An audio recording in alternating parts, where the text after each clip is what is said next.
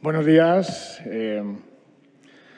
Tenía muchas cosas pensadas y discúlpenme porque seguramente lo que les voy a contar, supongo que muchos de los amigos que están aquí, especialmente don Iván y doña Carla, que conocen especialmente de nuestra historia, ya la han escuchado, pero seguramente muchos de vosotros, que he estado juntos hace 15 años y seguimos luchando y es la primera vez, y quiero dar gracias al Grupo Parlamentario Vox, en general al Congreso de los Diputados, por darnos esta extraordinaria oportunidad de darnos voz. Espero no defraudaros, especialmente a todos los que estéis aquí. No soy gran orador, por tanto intentaré leer lo menos posible, pero perdonadme. Buenos días, me llamo Jesús Muñoz y muchos me conocéis por una políticamente incorrecta web, malostatosfalsos.com, donde comencé a contar mi calvario tras sufrir 7 denuncias de falso maltrato, porque las denuncias falsas, como sabéis, no existen. Sufragadas con dinero público, del que pagamos todos los españoles, y que se organizaron con denuncias a través de una, como aquí se llama, o los medios de comunicación chiringuitos feministas, uno de ellos, la Federación de Mujeres Progresistas, que manipularon y retorcieron la verdad. Tengo una colección de denuncias que pueden imaginar en el ámbito de violencia de género. Tengo toda la colección de denuncias, excepto una, la de abusos sexuales. He sido denunciado por vejaciones, abandono en el embarazo, desentenderme de mi hijo, control económico, maltrato físico y psicológico reiterado, el 173 del Código Penal, restricción de medicamentos y un largo etcétera. Y lo peor de todo, fui acusado por algo que no cometí, con una petición de prisión del Ministerio Fiscal de 14 años y medio. Aún así, lo más duro fue no poder estar con mi hijo durante casi 13 años. Para terminar mi presentación diré que me enfrenté a 30 procesos judiciales, de los que 7 son denuncias de violencia de género, 2 querellas criminales, una denuncia ante la Agencia de Protección de Datos y acabo de salvar la vida a mi hijo, señores, hace una semana porque la madre, el ser de luz, madre protectora llamada por Irene Montero, le ha vuelto a denunciar a mi hijo por malos tratos. Tiene una libre absolución gracias a su padre. Así que gracias, Óscar.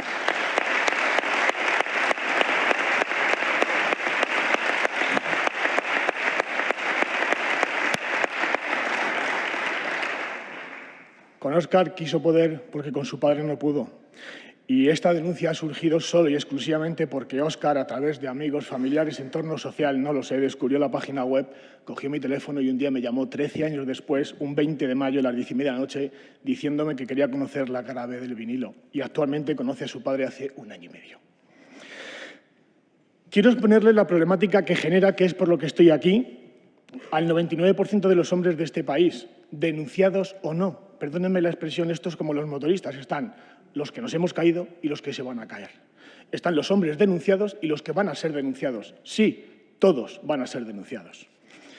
Hay 2 fases en el proceso penal, una fase la instrucción y otra la de enjuiciamiento, que es la que más nos perjudica como hombres en la fase de instrucción, ya que las resoluciones judiciales nos son favorables, como saben ustedes, en los informes del Observatorio de Violencia de Género, del Consejo de Gobernanza Judicial y Fiscalía General del Estado, el 80% de las resoluciones judiciales terminan con la libre absolución, archivo, desistimiento de dichas causas, demostrando que somos inocentes, ya que es una persona que se la declara culpable, es inocente a todos los efectos, basándonos en los términos de la sentencia del Tribunal Europeo de Derechos Humanos, que ha ratificado, señores, que toda persona que no sea condenada debe ser reputada como inocente de la misma manera que lo manifiesta la Directiva Europea de Presunción de Inocencia. Hay una primera fase, por decirlo de alguna manera, que es la fase gubernativa, la instrucción de la denuncia, que conlleva la detención automatizada. Esto bien pudiera hacerse a un símil taurino, la lidia taurina, con una suerte de varas dedicada a quitarle fuerza y destruir a los padres psicológicamente. En la fase de instrucción judicial también tenemos la adopción de medidas llamadas cautelares, que siguiendo con la suerte de espadas persigue la destrucción psicológica privando, entre otras cosas, del afecto de nuestros hijos, tanto a padres como a hijos. La estigmatización del ser detenido en tu trabajo, en tu casa, en el parque con tus hijos, en un bar, repito, siendo inocente. La propia Ley Integral de Violencia de Género está orientada a utilizar de manera fraudulenta la fase gubernativa Y la instrucción judicial, la fase de instrucción judicial, para seguir debilitándose, la ley no está orientada para ayudar a las víctimas, sino para ir contra el hombre, ya que la propia ley desde el año 2004 no ha conseguido salvar vidas y solamente ha conseguido el 80% de las absoluciones de la mayor parte de lo que estamos aquí, por no decir todos los denunciados. Pero ese 80% de hombres terminan muy tocados psicológicamente. Y me pongo yo como ejemplo. Yo soy de los que digo, me habéis oído, que todos terminamos con una tara. Se nos priva de nuestros hijos, somos señalados por la sociedad como si fuéramos terroristas de Al-Qaeda. ¿Es justo que el Estado use recursos públicos para privar de libertad a gente inocente, a los que lleva en muchos casos a los suicidios, al desamparo judicial, a la estigmatización social, a la incitación al odio? Cuando queda acreditado que el 80%, según datos, repito, Consejo General de Poder Judicial, esos hombres enjuiciados terminan siendo inocentes y, por tanto, se vulnera la sentencia del Tribunal Europeo de Derechos Humanos. La policía nos detiene de manera sistemática, podríamos decir de manera autómata. Y si a cada persona que se le priva de libertad de manera impune, el Estado tuviera que ser subsidiario de las fuerzas y cuerpos de seguridad, que tuviera que pagar una indemnización por todos los detenidos, es decir, cada año el país, en el 2017, presumía de que gracias al Partido Socialista se habían detenido más de 166.000 hombres. El 80% terminó con archivo, absolución o desistimiento. Aproximadamente 130.000 hombres fueron enjuiciados con dinero público, siendo inocentes como terminaron declarados. Hablemos claro, en Reino Unido a toda persona que haya sido detenida y que no haya sido condenada, por ley tiene derecho, señores, hasta 600 euros de indemnización por día de detención. Incluso se pagan las horas de estar detenido. Hay despachos especializados en esta materia que se legisla en favor de la protección contra el abuso de la privación de libertad y la vulneración de derechos fundamentales, que sí se vulneran de manera sistemática en España. Cuando pides la guardia y custodia, eres automáticamente denunciado por violencia de género.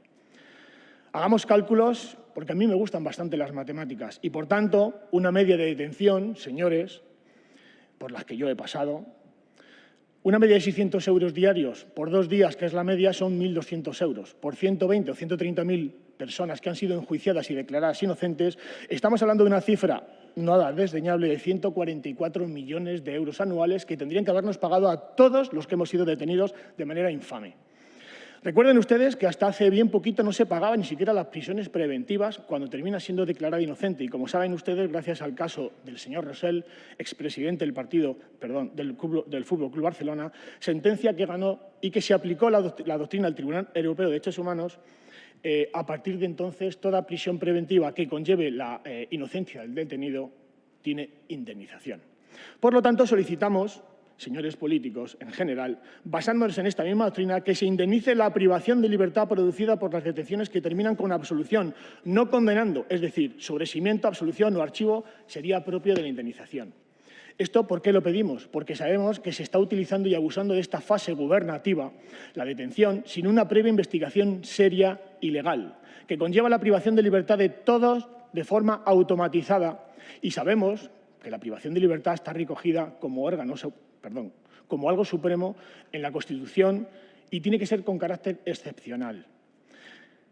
Los diferentes legisladores que han pasado por nuestra democracia han convertido el derecho penal y el Estado de Derecho en una corrupción, en derecho penal de autor. Gracias a ello, la policía aplica de manera automatizada, por tanto, lo ha convertido en una norma general. Y no queremos olvidar el daño que se nos provoca en la fase de instrucción judicial, la privación también del cariño y compañía de nuestros hijos, ya que en las medidas cautelares, de manera generalizada y automatizada, también aquí los jueces privan de visitas de los hijos, y más a raíz de la nueva modificación, gracias a la señora Irene Montero, del artículo 94 del Código Civil. Mi pregunta es: ¿los jueces utilizarían de manera tan alegre estas medidas anticonstitucionales si tuviesen que pagar indemnizaciones por los daños morales causados en tantos niños, como es el caso de mi hijo Óscar, con padres al privarles durante muchos meses y años del cariño entre ambas partes? Aquí podría poner mi propio ejemplo. Como he dicho, mi hijo ha sido privado de su padre 13 años. Libre absolución por fundado uso espurio, 29 de mayo del 2012. Sentencia del Juzgado Penal 23. Señores diputados de Vox, gracias por darnos esta oportunidad. Políticos en general del Congreso de los Diputados, veo aquí un grupo parlamentario diferente. ¿Por qué no abordar una reforma de la Ley de Enjuiciamiento Criminal en la que se aplique algo tan básico como es el sentido común? como es la doctrina europea de derechos humanos, e indemnizar a toda persona que no haya terminado condenado, por tanto inocente, tras privarle de libertad y de derechos fundamentales recogidos en nuestra Carta Magna y en los derechos humanos. Ya les aseguro que no se tendría tan alegremente y no se tendría este tipo de medidas, no se tendría ningún tipo de medida, repito, contra ningún hombre inocente, sino una investigación previa y unos serios indicios de delito. Quizás, y solo quizás, este país se volvería algo más civilizado y tendríamos un Estado de Derecho que respetara a las personas inocentes. Un ejemplo más lo tenemos en el referido y anteriormente el propio artículo 94 del Código Civil, en el que se vuelve a incidir de manera anticonstitucional. Conozco el caso de una magistrada de Móstoles que ha presentado un recurso anticonstitucional contra esta medida de Irene Montero, por el abuso en la fase de instrucción de las medidas cautelares, es decir, se utiliza la justicia para conseguir que los juzgados, y con perdón, si hay algún magistrado presente, sean cortijos y chiringuitos de género. Eso se traduce en que, de hecho, se nos priva a la mayor parte de los padres actualmente de un régimen de visitas como sucede en la actualidad y se genera una situación de hecho, de modo que, aunque seas absuelto en el transcurso del tiempo, no vuelves a recuperar tu familia. Y nos encontramos con un hombre inocente que ha sido despojado de su familia, de sus vínculos familiares. ¿Con esto qué se consigue? Lo que se persigue con la perspectiva de género, señores, que ningún hombre con un mínimo de sentido común quiera formar una familia. Una de las situaciones que, como ustedes saben, más se sufre a diario es la incitación al odio contra el varón, que es la misma situación que daba en Alemania con la situación de los judíos, la famosa Alemania nazi. Esto bien lo sabemos a través de la sentencia, y no lo dice ni Ana Viz ni Jesús Muñoz, lo dice una sentencia del Tribunal Constitucional 59/2008, en la que la exposición de motivos del magistrado, excelentísimo magistrado don Jorge Rodríguez Zapata, en su sentencia 59/2008, apartado 7º, abro comillas. Expreso, por último, mi deseo en esta sentencia que no marque el inicio en nuestro ordenamiento jurídico del cumplimiento del sueño de Mettger, jurista alemán de la Alemania nazi. Dos derechos penales, un derecho penal para la generalidad y en el que, en esencia, seguirán vigentes los principios que nos han regido hasta ahora, y junto a él, un derecho penal, el que se nos aplica a nosotros en España, completamente diferente para que grupos especiales de determinadas personas sean incitados al odio. Dejo constancia de mi posición en este voto y añado: el propio informe del Consejo General del Poder Judicial al anteproyecto de la Ley 1/2004 del señor Zapatero y compañía catalogó la ley como propia del derecho penal de autor, ya que propiciaba que hombres tuviesen un 66% más de condena, a la página 92 de ese informe, que se construiría una asimetría penal y que incluso iría contra el artículo 14 de la Constitución porque no creía que fuera suficientemente legal, por no decirlo de otras palabras, la articulación o generación de juzgados específicos que fuesen contra raza, ideología, sexo o cualquier otro tipo de situación que conocemos a través de la Constitución. Me gustaría hablarles del experimento, por ejemplo, que se hizo en Minneapolis, para que las feministas de este Parlamento lo sepan, en 1984, en el que se argumentó que fuera detenido automáticamente el presunto autor de los hechos tras una denuncia, porque así se creía que se disminuía la reiteración de la actividad delictiva de ese sujeto. Más de 300 medios de comunicación, a modo de lobby, presionaron para que se creara la ley de arrestos obligatorios. Pueden buscarlo por Internet. La sorpresa fue mayúscula. Aumentaron un 80% las detenciones de mujeres, esos seres de luz. Así sucedieron dos vías. Una de las feministas que exigían investigación previa de quien había sido agresor primario, ya que argumentaban que cuando las mujeres agredían eran en defensa de una agresión previa del varón. Y la otra vía es la que tenemos gracias a España, a los progresistas, a la gente de izquierdas, que no vulnera nunca los derechos fundamentales de los hombres y que dice que la mujer siempre es inocente. La Ley 1/2004 de Zapatero consigue que lo que haya hecho el hombre en la comisión de un delito sea delito y lo que conduzca y la conducta de una mujer con la misma tipificación penal sea falta. Ahora sería un delito leve. No voy a comentar, porque lo hará mi buen amigo y compañero Rafa, de lo que hemos conseguido que una señora secuestradora con numerosos delitos esté en la calle. Si lo hace un hombre, si le aplica el máximo rigor de la justicia, esta corriente feminista entiende que en Europa la mujer no debe ir a la cárcel, salvo si es un delito de sangre o causas muy graves. Hemos conocido hace muy pocos días la asimetría penal, eso que la gente niega. Ha sido condenado un señor a 25 años por apuñalar a su mujer y una mujer ha sido condenada a 12 años por apuñalar a su marido. Los dos apuñalamientos resultaron con muerte. Aquí tiene un ejemplo más de lo que significa en España el Estado de Derecho y justicia. Esto es un ejemplo claro de lo que anteriormente les he comentado, asimetrías penales propias del derecho penal de autor. Un ejemplo más lo tenemos fuera de nuestras fronteras, que está en la mente de Podemos y el Partido Socialista. El artículo 52 del Código Penal cubano, que es lo que tiene en mente este partido demócrata, que dice lo siguiente: establece un atenuante para las mujeres que tengan el periodo, el puerperio, o por estar embarazadas, o bien tener la menopausia. Es decir, díganme ustedes qué días de toda su vida una mujer no se le va a aplicar este atenuante. En esto está basada la ideología de género de Irene Montero y del Partido Socialista y Podemos. Un ejemplo lo tenemos en la vecina Fuenlabrada que vivió, una vecina de Fuenlabrada que vio a sus parejas a través de la reja de una ventana. Esta salió y acuchilló a su exmarido en vía pública. Esta mujer estaba protegida por las paredes, el edificio, la puerta y las rejas de su ventana. Decidió salir con un cuchillo en mano y arrebatarle la vida a ese señor. Esa señora fue condenada a 6 años. Se le ha concedido un indulto. Solo ha cumplido 4. El Partido Socialista la indultó con el beneplácito de muchos de los señores que pagamos de nuestros impuestos que voten nuestra legislación. No hace falta que les recuerde los antecedentes de delitos cometidos, cuyas condenas todo el mundo conoce, en los casos de Juana Rivas, María Salmerón, María Sevilla, ya que si los jueces condenan, aquí está la parte del feminismo, les indulta, nos humilla, nos pisa. Y lo peor de todo, insulta a nuestros hijos. Para ir terminando, les diré que en España sufre un apartheid sexual. Los hombres heterosexuales, los padres varones, solo interesamos como meros proveedores económicos para pagar impuestos y sufragar la pensión de alimentos de nuestros hijos. No podemos esperar ni un ápice de empatía ni un mínimo de sensibilidad en un juzgado de familia y menos en un juzgado de violencia de género. Hoy podemos afirmar, y lo entrecomillo, lo subrayo en negrita, un terrorista de ETA juzgado por delitos de sangre tiene más garantías jurídicas y derechos en un juzgado que un padre en España que pida la custodia de sus hijos. Varios estudios sociológicos demuestran que las mujeres tienen 5 veces más sesgo que los hombres. Los datos que le voy a dar no son inventados, los pueden encontrar y si alguien los quiere me los puede pedir y se los doy en un pendrive. La custodia compartida supondría que se habría salvado la vida de 212 padres al año, 12 mujeres y 2 niños. Las leyes injustas, como esta de la que hablamos, promueven el odio e incitan la violencia. La mayor parte de los argumentos que dan los juzgados de familia contra la custodia compartida no se sustentan con el más mínimo estudio científico detrás. Un estudio en Noruega reveló que los hijos con custodias paternas tenían mejores hábitos de salud, bienestar y satisfacción que con custodias maternas. Noruega, icono del feminismo.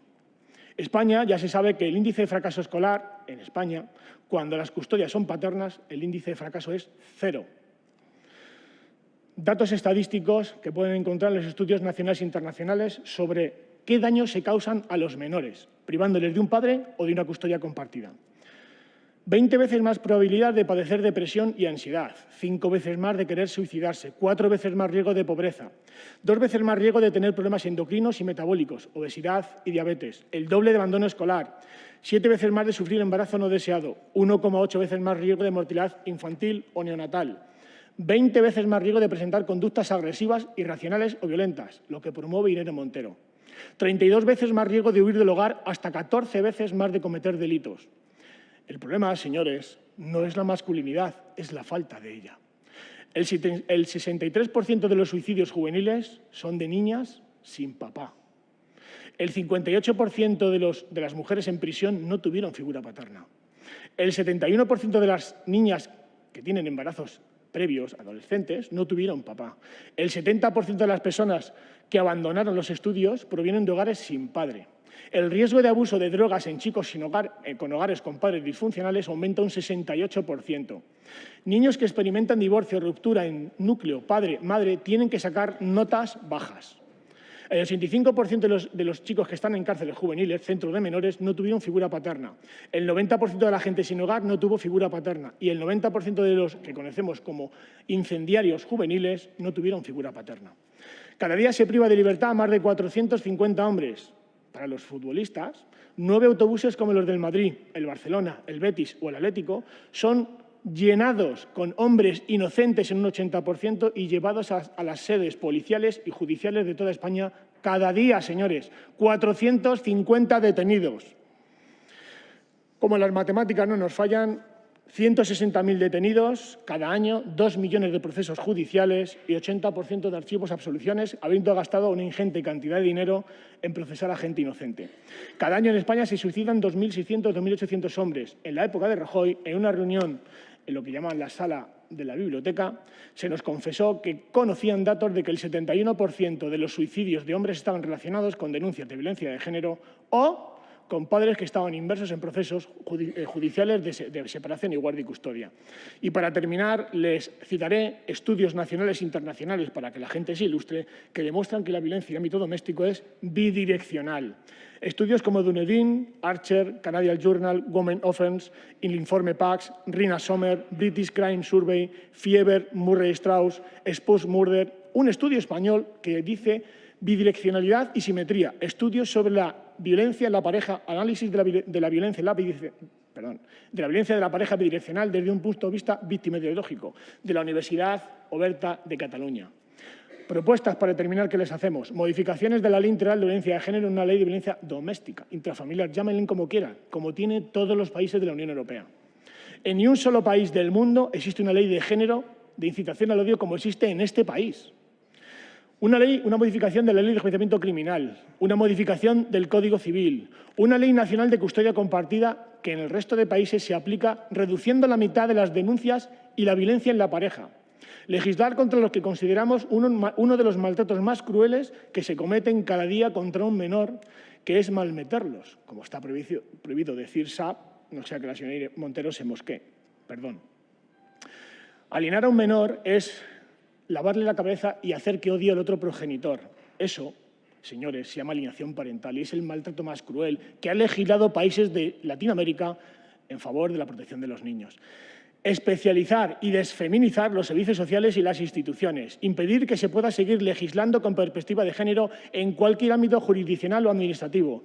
Especializar a los jueces y fiscales en los procesos de trauma de los niños que son privados de padres en procesos de instrucción por las medidas cautelares que tan sumamente graves se toman en el 80% de los procesos en los que terminan siendo inocentes. Más conferencias e invitaciones como esta para que partidos de cualquier índice ideológico puedan conocer de primera mano la historia de cualquiera de los que está aquí. Promover ayudas a la familia, proteger a los menores de la ideología de género, ya que son el pilar fundamental del futuro de nuestra sociedad, y especializar a los colegios de abogados. Sí, señores, porque es muy triste que esta humilde asociación nos llamen letrados del turno de oficio diciendo que, por favor, les ayudemos a entender cómo pueden ayudar o a enseñarles a ayudar a hombres víctimas de violencia de género, porque tienen mucha formación jurídica de violencia de género, pero no saben cómo proteger a un hombre de una denuncia falsa. Es muy triste que un colegio de abogados de Madrid no tenga capacidad técnica para enseñar a sus letrados cómo defender a un hombre como yo. Causas, las casas de acogida para hombres en procesos de separación. Muchos se ven obligados a vivir en pisos patera, lo que les impide obtener, para un juez y un ministerio fiscal está muy mal visto, el no tener una residencia te impide la custodia compartida. No solamente el proceso, la detención, la estigmatización, el odio al que te incitan, sino que encima te dejan a la indigencia y no puedes tener a tus hijos nunca jamás. Ir contra todo juez y fiscal que no den en sentencias en su juzgado, porque eso es muy fácil de averiguar, un mínimo de un 70% de custodias compartidas. La inversión de lo que se está haciendo ahora. El 70% de las custodias sigue siendo maternas. Aquí no hay igualdad. Muchísimas gracias. Perdón. Fuerza y honor. Jesús Muñoz.